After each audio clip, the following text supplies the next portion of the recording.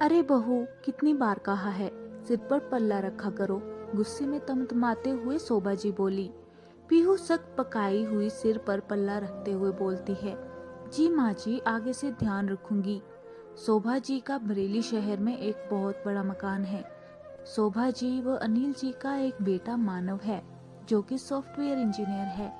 अभी पिछले महीने ही उनकी शादी पीहू से हुई है। शोभा जी की बहू पीहू बहुत ही सुंदर तीखे नाक नक्श वाली है। अनिल जी एक सरकारी कर्मचारी हैं। शोभा जी के घर के पास पटीदारों का भी घर है। मानव और उसके चाचा ताऊ के घर का आंगन कॉमन है। बंटवारे के बाद आंगन में दीवार है, पर एक दूसरे का घर अच्छे से दिखता है। यहाँ तक कि सबके किचन की खिड़कियाँ भी आंगन में ही खुलती हैं। मानव की चाची दिन भर आंखें गड़ाई बैठी रहती है। चाची का भी एक बेटा है, पर अभी उसकी शादी नहीं हुई और ताई के बच्चे बाहर रहकर पढ़ रहे हैं। परिवार में ये पहली बहू आई है। शोभा जी के परिवार की परंपरा है कि बहुओं को साड़ी पहनना है और सिर ढकना है। उनके परिवार की ये सोच भी है कि साड़ी में ही बहुएं अच्छी लगती हैं। शोभा जी को डर रहता है कि बहू की नई नई शादी हुई है। सिर का पल्ला खुलते ही चाची ताई आसपास वो परिवार में बताकर उनके घर की जंग हंसाई करा देंगी कि फलाने की बहू ऐसी है। 2 मिनट भी सर पर पल्लू नहीं टिकता। ससुर जी के सामने मुंह उघाड़ घूमती रहती है।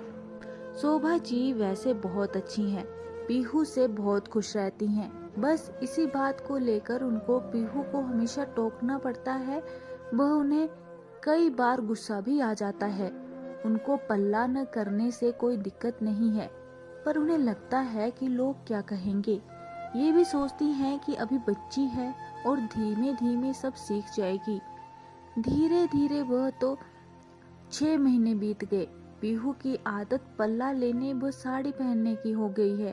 उनको उलझन तो होती है, पर उसके साथ उसने समझौता कर लिया है और जीना सीख लिया है। 8 महीने बाद पीहू गर्भवती होती है। घर में सब बहुत खुश हैं। जब समय पूरा हो जाता है, पीहू एक सुंदर से प्यारे स्वस्थ बच्चे को जन्म देती है। पीहू 2 महीने में बिल्कुल स्वस्थ हो जाती है। घर में बच्चे के आने से एक रौनक सी आ गई है। सब दिन भर उसी में लगे रहते और बहुत खुश रहते। अब पीहू बच्चे और अपनी साड़ी व पल्ले के साथ काम करना सीख रही है। पर अब बच्चा होने से कुछ कुछ कामों में उसे सिर का पल्लू संभालने में दिक्कत आती है। पर मम्मी जी की बात उसे याद आ जाती है कि लोग क्या कहेंगे। वह बच्चे के साथ साथ साड़ी के पल्ले को भी संभालने रहती है। बच्चा अब 1 साल का हो गया। एक दिन बच्चा दूध के लिए बहुत रो रहा था। पीहू तेज कदमों से रसोई में दूध बनाने जाती है। जैसे ही वह दूध गर्म कर रही थी, बच्चा भी रोते रोते वहां आ जाता है और उसके पैर को पकड़कर खड़ा हो जाता है। जैसे ही पीहू पीछे मुड़ी, उसका पल्ला गैस पर चला गया और आग पकड़ लेता है। तभी इत्तेफाक से मानव उधर से गुजरता है और उसकी नजर इस ओर पड़ी। वो हड़बड़ाहट में वहां दौड़कर पहुंचा। वह आग को बुझाते हुए जोर से चिल्लाया, क्या कर रही हो पीहू? अपना ध्यान रखा करो, आज एक बड़ा हादसा होते होते बचा है।